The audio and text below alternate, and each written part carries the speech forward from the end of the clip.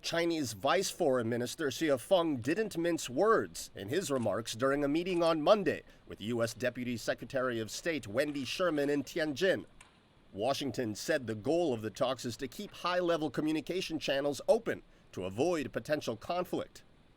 But Beijing laid the blame for faltering bilateral ties on Washington, saying some Americans treat China as, quote, an imagined enemy, and urged Washington to stop casting blame on Beijing for the U.S.'s failures. 目前呢，中美关系陷入了僵局。 The fundamental reason for the current relations between China and the United States have been a stalemate is that some in the United States regard China as an imagined enemy, an attempt to deflate the U.S. domestic political and economic dissatisfaction by demonizing China. They will not succeed in such goals by blaming China for the United States' deep structural problems. The world today calls for solidarity and cooperation.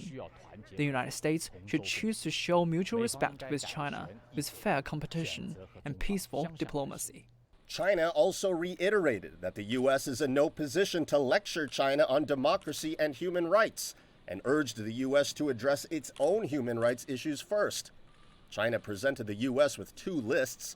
The first, a list of U.S. actions it must stop, such as visa restrictions on Chinese officials and students and crackdowns on Chinese companies.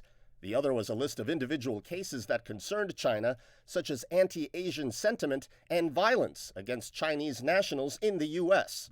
China also expressed disagreement with the U.S. on its stance concerning the origins of the coronavirus and issues such as Taiwan, Xinjiang, and Hong Kong. Sherman is the highest-ranking American official to visit China since President Joe Biden took office. She also met with Chinese Foreign Minister Wang Yi.